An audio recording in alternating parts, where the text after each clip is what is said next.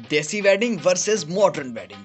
अब इंग्लिश शादियों का सीन कुछ ऐसा है कि मंगनी शादी से 3-4 माह पहले हो जाती है और लड़का लड़की फ्रेंड ही होते हैं। वो एक दूसरे को बखूबी जानते हैं क्योंकि इनकी लव मैरिज होनी होती है और इनकी शादी की प्लानिंग भी होती है। मतलब उनको पता होता है कि कब मंगनी होगी और कब शादी। दूसरी तरफ देसी शादियों में सीन बिल्कुल उलट होता है। यहाँ जब बच्चा पैदा होता है उसी वक्त उसके रिश्ते का सोच लिया जाता है। हाँ, लेकिन देसी वालिदैन बताते नहीं है। बताना उन्होंने उस वक्त होता है जब रिश्ता लेने वाले घर पहुंच जाते हैं। और हाँ, लड़का लड़की को और लड़की लड़के को शादी पर ही देखती है। पहले फोटो पर ही यकीन करती है और फोटो तो आजकल स्नैपचैट से हर बंदा ही हीरो लगता है। जब रिश्ते वाले घर एंट्री देते हैं तो लड़के या लड़की से पूछा नहीं, ऑर्डर दिया जाता है, तेरी शादी इस घर में होनी है। वो कहता है ओके माय लॉर्ड, लो मंगनी हो गई। और कुछ वालिदैन तो ऐसे भी होते हैं जो लड़के लड़की से पूछते भी नहीं हैं, बस शाम को बता देते हैं तेरी मंगनी हो चुकी है। वो लड़का कहता है मेरी मंगनी मेरे बगैर ही होगी, व्हाट अ बकवास दिस इज। फिर मंगनी के बाद इंग्लिश जोड़ा ये प्लानिंग करता है कि न्यू हाउस कैसा होगा, हनीमून के लिए कहाँ जाना है और दूल्हा दुल्हन अपनी शादी के कपड़े भी खुद ही सिलेक्ट करते हैं। देसी सीन बिल्कुल उलट। यहाँ मंगनी के बाद लड़के और लड़की की शदीद अल्फाज में बेइज्जती होती है। लड़की की माँ लड़की को ताने मारती है, रोटी पकाना सीख लो, वहां हमारी बेइज्जती न करवा देना, घर संभालना सीख लो। लड़की जाकर कमरे में बैठ जाती है और कहती है भाड़ में जाए दूल्हा, खुद ही पका लेगा रोटी, नहीं पकाती मैं। और लड़के बेचारे के हालात टाइट हो जाते हैं, इसे पैसे कमाने पड़ते हैं, वो बेचारा सारा दिन घर ही नहीं आता, शादी से एक दिन पहले भी काम पर लगा होता है।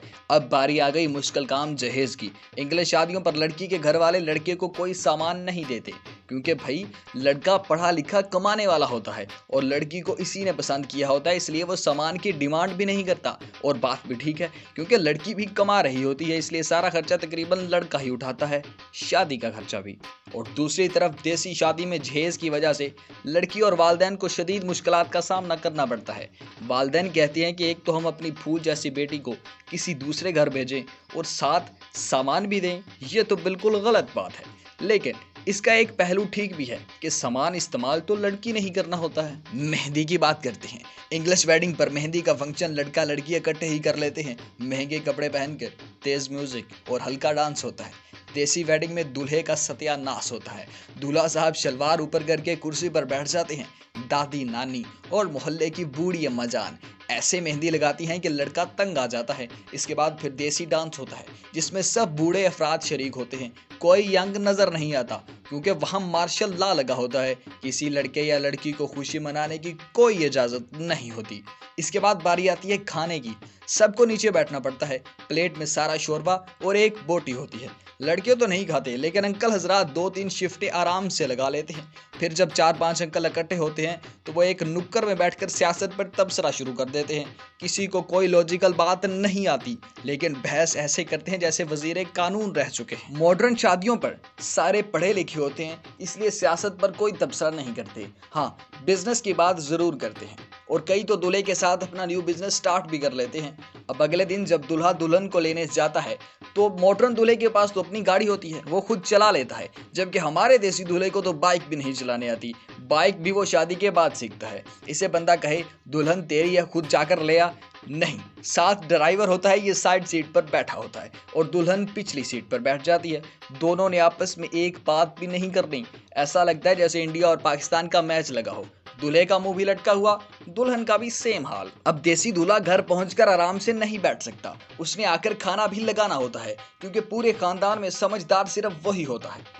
दूसरी तरफ इंग्लिश दूल्हा आराम से तस्वीरें बनवाता है, अरेंजमेंट सारी उसके दोस्त अहबाब कर लेते हैं। इंग्लिश शादी पर दूल्हे ने खूबसूरत सी शेरवानी पहनी होती है जबकि हमारे देसी दूल्हे ने सफ़ेद सूट पहना हुआ होता है जिस पर बड़ी सी कॉलर होती है और वो सूट कहीं से भी फिट नहीं होता और ऊपर से एक काली वास्केट पहनी होती है जो अमूमन या उसके बड़े भाई की होती है या किसी रिश्तेदार की। और जो ऊपर कुल्ला पहनते हैं वो इतना बड़ा ले लेते हैं कि सर पर रुकता ही नहीं है, हर 2 मिनट बाद अपना तवाज़न खो देता है। जब खाने का टाइम आता है तो इंग्लिश शादियों में खाने का इंतज़ाम इतना शानदार होता है कि किसी को अपनी जगह से उठने की ज़रूरत नहीं पड़ती। हर टेबल पर हर डिश मौजूद होती है।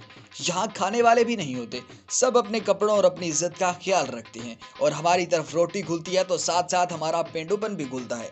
जो पहले टेबल पर पहुँच जाए वो अपने आप पर फख्र महसूस करता करता है और इसने वहाँ मौजूद हर चीज़ इकट्ठी करनी होती है। और देसी शादी में बच्चे बेचारे गालियाँ ही खाते हैं क्योंकि उनको इतना तरीका ही नहीं होता सालन डालने का। तो इसका अब्बू कहता है कि तुम बहुत भोले हो, वो देख लो वो कितना तेज है, चमचा खींच कर सालन डाल रहा है, कपड़े बेशक दागों से भर चुके हैं। खाना प्लेट में डालने के बाद फिर इसे खत्म करने की जल्दी होती है।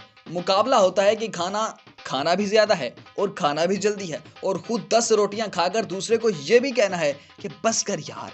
खाना खाते वक्त इनके बाजू ऊपर होते हैं, शलवार टांक लेते हैं और कमीज का ऊपर वाला बटन खोल लेते हैं ताकि जो घुसेड़ रहे हैं वो नीचे पहुंच सके। खाना इतना खा लेते हैं कि घर जाते ही चारपाई पर लेट जाते हैं। 500 सलामी देकर 2000 का खाना खाने वालों का पेट ये गाना गा रहा होता है, मम्मी की रोटी गोल गोल, पापा का पैसा गोल गोल, तू भी गोल मैं भी गोल, सारी दुनिया गोल मटोल। शादी खत्म होने के बाद इंग्लिश जोड़ा हनीमून पर होता है और देसी जोड़े में से लड़की घर बैठकर सब्जी काट रही होती है और लड़का बाहर काम पर गया होता है। यह थी हमारी आज की वीडियो जो सिर्फ फन बेस है। शादी मॉडर्न हो या देसी, हर किसी का अपना रंग और अपना मजा है और जिस हाल में अल्लाह रखे उस हाल में खुश रहना चाहिए। Thank you.